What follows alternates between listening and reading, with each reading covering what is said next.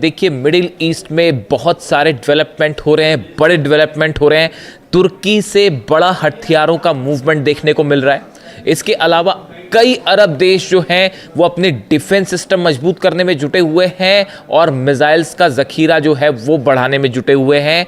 ऐसा लगता है कि मिडिल ईस्ट में एक बार फिर बड़ी जंग की आहट है और ये उस तूफान के पहले की शांति है जो दिखाई दे रही है। और अगले इस तरह के खबरें जो हैं सोर्सेस से वो बता रही हैं कि जल्द ही ईरान और अमेरिका के बीच एक बार फिर बड़ी जंग छिड़ेगी और इस बार नए समीकरण देखने को मिलेंगे और इस जंग में नए देश शामिल हो सकते हैं। इस तरह की सुगबुगाहट देखने को मिल रही है। लेकिन इन तमाम खबरों के बीच एक बड़ी खबर यह है कि हूती के लिए अब ईरान खुलकर मैदान में आ गया है और ईरान ने सऊदी अरब को सीधा सीधा चैलेंज कर दिया है। देखिए, ये खबर सिर्फ हूती और सऊदी की लड़ाई तक सीमित नहीं है, ये एक बड़े प्लान का छोटा सा हिस्सा है। आप इस बात को समझिए। देखिए, जब कोई शतरंज खेलता है, चेस खेलता है, तो क्या करता है वो एक अपने दिमाग में एक बड़ी इमेज रखता है और उसके हिसाब से एक बड़े टारगेट के हिसाब से अपने मोहरों को मूव करता है। अब असल में हो ये रहा है कि ये मिडिल ईस्ट में जो अलग अलग आपको चंक में खबरें दिख रही हैं कि सीरिया पर इजराइल ने स्ट्राइक कर दी, तुर्की और इजराइल के बीच में तनाव बढ़ता दिखाई दे रहा है, तुर्की के हथियार सीरिया की तरफ मूवमेंट कर रहे हैं, कल पाकिस्तान में भी बड़े हथियारों की लैंडिंग की खबरें हैं। अब उसका मकसद क्या है, उस पर नज़र रखनी होगी। वहीं पे जो है अमेरिका के रिफ्यूलिंग जेट्स के साथ डील कर रहे हैं कई देश कि हवा में रिफ्यूलिंग जेट्स जो है। अब किसी अरब देश को इस समय रिफ्यूलिंग जेट की क्या ज़रूरत हो सकती है बताइए। इस समय एक कोई अरब देश अगर डील करे अमेरिका के साथ कि हमें रिफ्यूलिंग जेट खरीदने हैं, कौन से मिशन पर अरब देश इस समय जा रहा है कि उसको रिफ्यूलिंग जेट की ज़रूरत है? किसी एक बड़ी प्लानिंग का हिस्सा ये छोटी छोटी घटनाएं। और ये सऊदी और हूती की जो जंग है ये प्लान जंग थी। ये एक तमाम दुनिया के एक्सपर्ट ये राय जाहिर कर रहे हैं। मेरे को भी, मैं इस बात से पूरी तरह से सहमत हूँ कि अमेरिका का एक बड़ा प्लान था जिसमें सऊदी ट्रैप हो गया है, फंस गया है और ये एक बड़े प्लान का हिस्सा था। आप देखिए ईरान की कैसे एंट्री हो गई है। ईरान की तरफ से एक वार्निंग आई है। Saudi Arabia faces a new warning from Iran as the Islamic Revolutionary Guard Corps IRGC says Riyadh will not be able to contain Yemenis Houthi. पहली बात ये ईरान ने कही है कि सऊदी लाख कोशिश कर ले लेकिन आप हूती पर लगाम नहीं लगा पाएंगे, हूती को नहीं रोक पाएंगे। ये सीधा सीधा संदेश है ईरान का सऊदी अरब के लिए कि अगर आप जिस मकसद से आगे बढ़े हैं कि यमन से हूतियों को पूरी तरह से ख़त्म किया जाए, ऑपरेशन के चलते मकसद यही था और ये अमेरिका ने लड़ाई शुरुआई की। जो प्लेन उतर रहा था ईरान का प्लेन जो सना इंटरनेशनल एयरपोर्ट पर उतर रहा था और सऊदी की तरफ से हमले किए गए और उसके ठीक बाद डोनाल्ड ट्रंप का बयान आया था। उसके पहले ही शायद बयान आ गया था कि a new player will enter in the game now. ये डोनाल्ड ट्रंप का बयान था। देखिए, हर बयान पर नजर रखनी पड़ती, कौन क्या बोल रहा है और घटना क्या हो रही है उसको जब आप को रिलेट करके देखते हैं। यानी ट्रंप का ये कहना, एक तो ट्रंप बोल देते हैं, उनके साथ समस्या ये है, डोनाल्ड ट्रंप के साथ समस्या ये है कि डोनाल्ड ट्रंप को इतनी सी कुछ बात पता चलेगी तो वो तुरंत उसको बता देंगे इतना बड़ा करके। तो जब उन्होंने ये बयान दिया था कि a new player will enter in this game, तभी ये बात साफ हो गई थी कि ये सऊदी के साथ जो है एक बड़ा प्लान तैयार है हूती को ख़त्म करने का। अब ये हो नहीं पा रहा। ईरान यही कह रहा है, सऊदी को सीधा वार्निंग दे रहा है कि अगर ये ख्याली पुलाव में है आपकी हूती को ख़त्म कर देंगे और यमन में पूरा अपना प्रभाव जमा लेंगे और बाबल मंदेब पर पूरा कब्जा हो जाएगा, लाल सागर पर पूरा कब्जा हो जाएगा, तो ऐसा नहीं होने जा रहा। ये ईरान की तरफ से पहली वार्निंग। दूसरी वार्निंग सुनिए। IRGC spokesman Hussein Mohebi warned that the Saudi Arabia cannot remain safe from Houthis attack। कि सऊदी अरेबिया जो है वो हूती के हमलों से नहीं बच पाएगा, सुरक्षित नहीं रह पाएगा। ईरान का ये कहना कि हूती के हमलों से सऊदी सुरक्षित नहीं रहेगा, ये पीछे पीछे सीधा सीधा ये भी कह रहे हैं कि हम खड़े हुए हैं, हमारे हथियार। अब सुरक्षित किससे नहीं रहेगा? मिसाइलों से नहीं रहेगा। हूती के पास भी बैलिस्टिक मिसाइल हैं जो अरामको, देखिए अरामको वो ऑयल फील्ड है, सबसे इंपॉर्टेंट ऑयल फील्ड है सऊदी की, लेकिन उस पर लगातार आप देखें 3 से 4 बार स्ट्राइक हो चुकी है। अभी फिर से एक हमला हो गया, ऐसा दावा है, इंडिपेंडेंट वेरिफिकेशन तो नहीं हुआ है लेकिन ऐसा दावा है।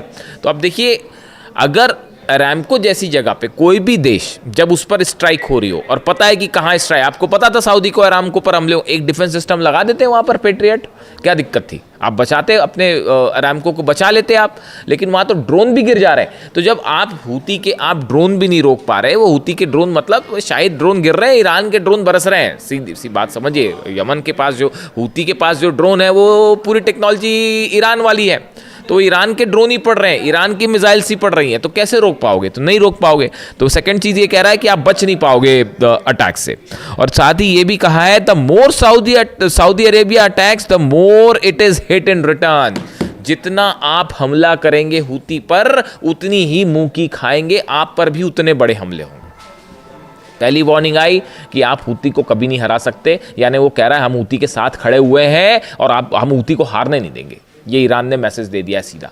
दूसरा ये कह दिया है कि आप जो है सुरक्षित नहीं है, आप, धमकी है सीधा सीधा ही, आप समझिए इस बात को। ईरान की तरफ से आरजीसी की सेना ने सीधा धमकी दे दी है कि आप भी सुरक्षित नहीं है अगर आप सोचते हैं कि हूती को हमारा एलाई है। देखिए ये ईरान के साथ हमेशा से ये बात रही है, ईरान और अली खामनेई साहब अपने उनके जितने एलाइज हैं उनके साथ हमेशा खड़े रहे, चाहे वो लेबनान की बात हो, चाहे वो गजा में देखने को मिल रहा है और अब यमन में देखने को मिल रहा है, हूती हो, हिजबुल्लाह हो, ये हमेशा उनके साथ खड़े रहे और इनके लिए वो जंग के लिए भी तैयार रहे। तो वही पॉलिसी पे अब ईरान आगे बढ़ रहा है। और सिर्फ बात इतनी ही नहीं है, बात असल में मिडिल ईस्ट में, पूरे मिडिल ईस्ट पे अपना प्रभाव जमाने का, एक कब्जा करने का एक कंपटीशन शुरू हो गया है। एक तरफ अमेरिका है, अरब देश हैं, इनके एलाइज खड़े हुए हैं, यूरोप है, दूसरी तरफ ईरान है, रूस है, चीन है, इनका एक गुट बना हुआ है। अब इनके बीच में फंस गए हैं कई सारे मुस्लिम देश जो नेटो के एलाई बन गए, तुर्की जैसा देश फंस गया है, पाकिस्तान भी देश फंसा हुआ है। अब सवाल ये है कि ये किसको सपोर्ट करें।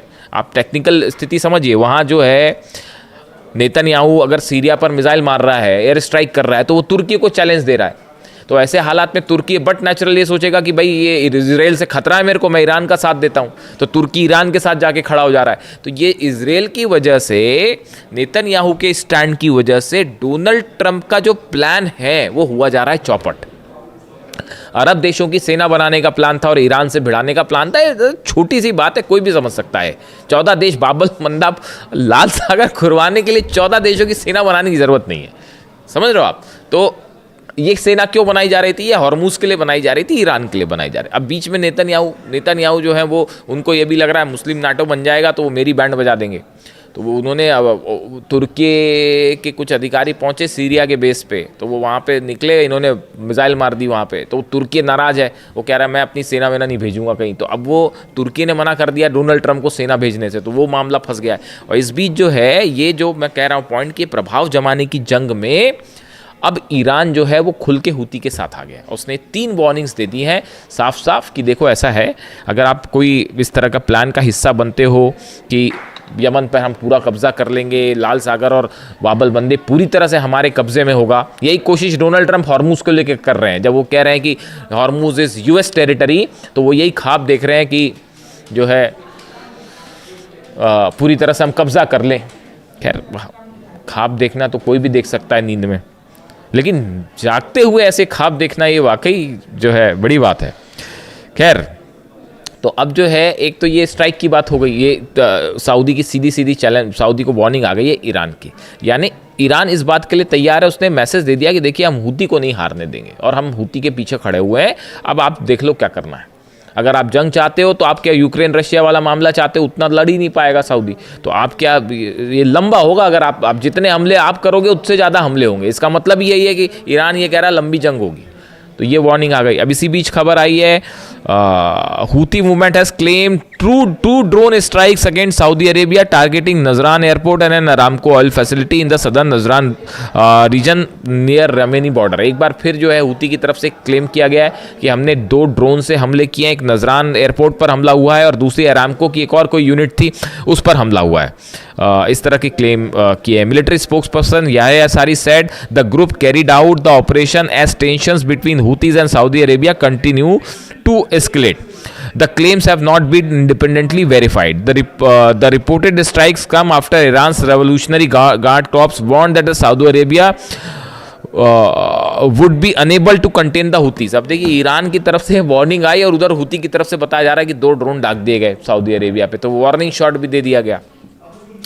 तो अब ये देखिए ईरान ने और हुती ने मोहम्मद बिन सलमान के मन में ये संशय पैदा कर दिया है कि अब करना है कि क्या करना है। ट्रंप की बात मान के इस जंग को आगे करना है, अगर कहीं ईरान कूद गया इसमें तो मुश्किल पड़ जाएगी। वैसी समस्या एर्दोगान तुर्की के सामने है, वो इजराइल बैठा हुआ है, वो कह रहा है मैं सेना नहीं भेजूंगा। इजराइल को ये लग रहा है कि नेटो एलाई बन गया तो अब्राहम एकॉर्ड खत्म। देखिए 2 में से एक ही चीज़ चलेगी, ऐसा नहीं हो सकता कि अब्राहम एकॉर्ड भी चले और जो है वो नेटो इस्लामिक नेटो भी चले। ये 2 में से एक ही चीज़ हो सकती है, तो वो खतरा लग रहा है वहाँ पे इजराइल को। तो ये मिडिल ईस्ट की सिचुएशन डेडलॉक में फंस गई है। और इस बीच जो है यूएसएस जॉर्ज वॉशिंगटन नया एयरक्राफ्ट कैरियर जो है वो पहुँच गया है ईरान के पास। और अब्राहम लिंकन जो है उसमें तो तमाम समस्या आपको पता ही थी कि व्यवस्था चरमरा गई और सुसाइड करने वाली नौबतें आ गई, आपस में सैनिक लड़ पड़े, बगावत वाली हालात थे, तो अब्राहम लिंकन को वापस भेज दिया गया है।